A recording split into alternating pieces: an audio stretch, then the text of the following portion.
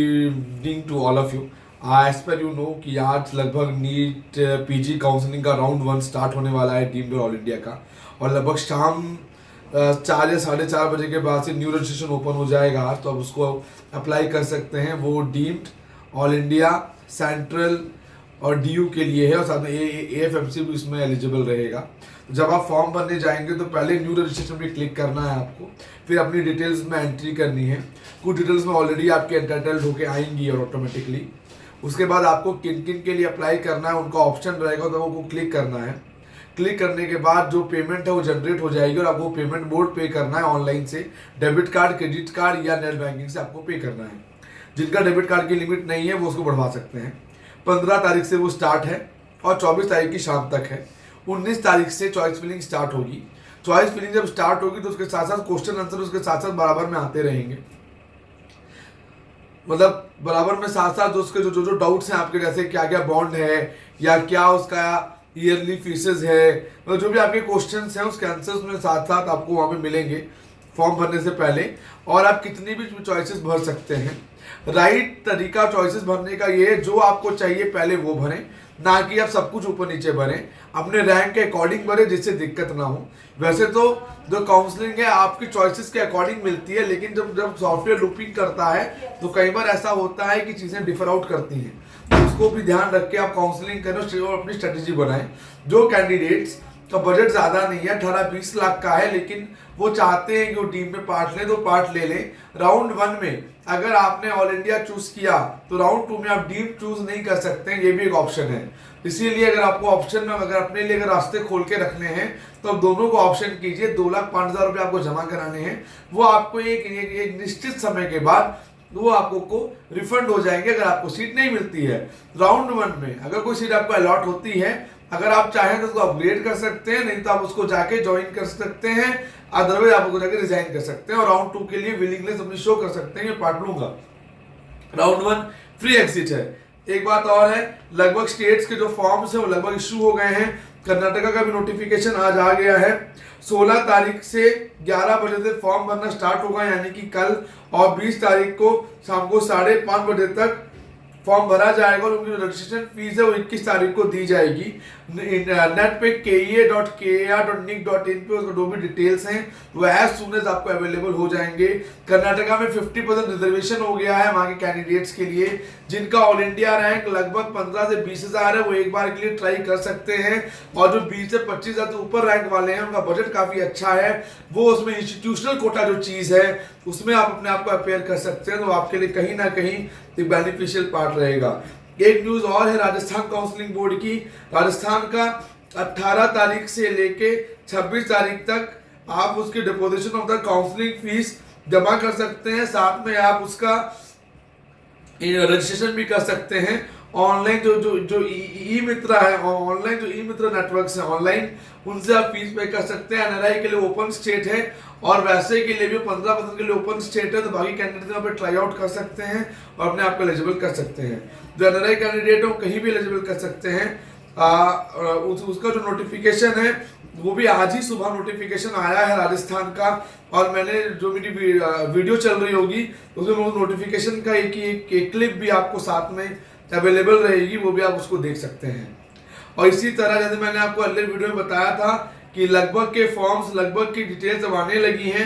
हिमाचल प्रदेश का form announce हो गया है, फॉर्म अवेलेबल है, आप जाके आईजीएमसी शिमला से ले सकते हैं। एमएमयू सोलन वहाँ पे प्राइवेट कॉलेज है जिसके लिए आप अपेयर हो सकते हैं ओपन काउंसलिंग में, आप उसको ले सकते हैं।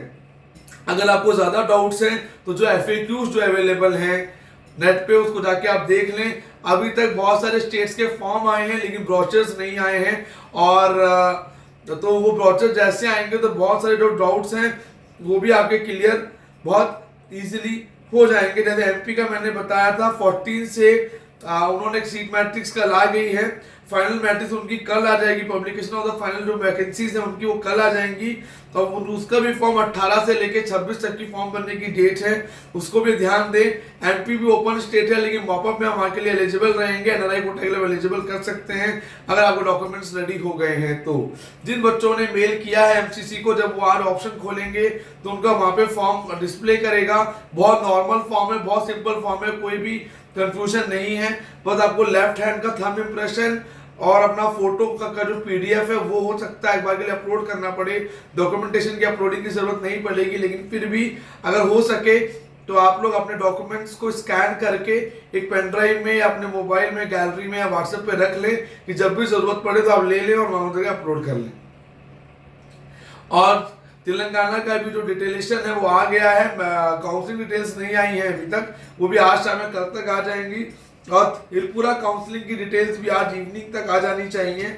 लगभग काउंसलिंग ऑन है, लगभग चीजें स्टार्ट हो चुकी हैं। आप उनको थोड़ा ध्यान दें, ध्यान से करें, जिससे किसी भी तरह का आपका साल ना खराब हो या कोई चांस लैप्स ना हो। काउंसलिंग को पूरा ध्यान दें। थोड़ा सा इफेक्ट पड़ेगा महाराष्ट्र को लेके, लेकिन उन्होंने कल एक नोटिस निकाला है कि 2015 में जैसा उनका शेड्यूल था वो वैसा ही उसका अप्लाई करेंगे, तो ज्यादा कोई खास अंतर नहीं है। और सीट मैट्रिक्स अभी तक नहीं आई है और उम्मीद करते हैं कि सीट मैट्रिक्स आज इवनिंग या कल इवनिंग तक अवेलेबल हो जाएगी। उसके पूरे एनालिसिस के बाद प्रॉपर डिटेल्स सामने आएंगी, कैसे कैसे करें, कैसे कैसे नहीं करें। मैं एक रेंज बता देता हूँ कि किस रैंक से किस रैंक तक के बच्चों को फायदा होगा। जिन बच्चों का रैंक 15,000 तक है ऑल इंडिया में और उनके ऑप्शन में एनेस्थीसिया भी अवेलेबल है, तो गवर्नमेंट के लिए एफर्ट करें, शायद सीट आपको मिल जाए। और जिन्हें गवर्नमेंट लेना है और 18-20 हजार पैथो अफोर्ड करते हैं, पैथो 25,000 अफोर्ड करें, पैथो भी उनको मिलने के पूरे चांसेस रहेंगे। एंड वन मोर थिंग, जो कैंडिडेट माइनॉरिटी है, लाइक जैन माइनॉरिटी है, मुस्लिम माइनॉरिटीज हैं, वो डॉक्यूमेंट्स को फॉर्म भरते हुए कॉलेज के सामने जब माइनॉरिटी का ऑप्शन आएगा टिक करके माइनॉरिटी का भी यूज ले सकते हैं, रैंक थोड़ा उनका पीछे जाता है।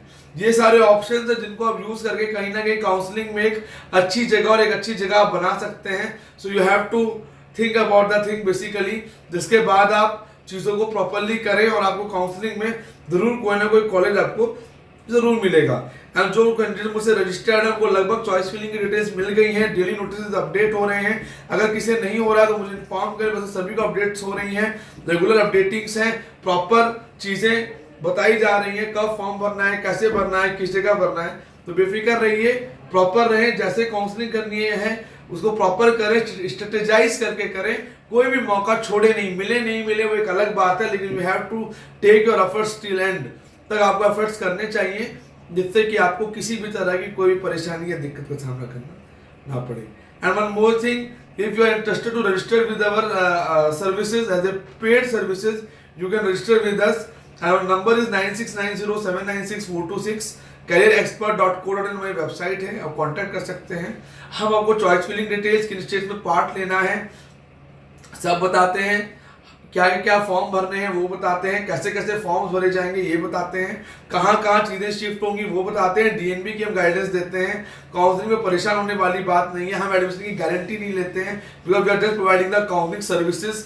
आप सर्विसेज ऑप्ट करना चाहें तो आप कर सकते हैं। बाकी हमारी फीचर्स के लिए आप हमें कॉल और व्हाट्सअप कर सकते हैं। प्रोवाइड द कंप्लीट डिटेल, हमारे डिस्क्रिप्शन में पूरा डिटेल पड़ा हुआ है, चाहे तो वहां से भी डिटेल्स ले सकते हैं। So bye bye, take care and have a good day ahead. हम आपसे दोबारा जब सीट मैट्रिक्स आएगा, भले वो आज इवनिंग में आए या कल मॉर्निंग में आए, जैसे ही आता है we will contact you soon. So bye bye, take care, have a good day ahead.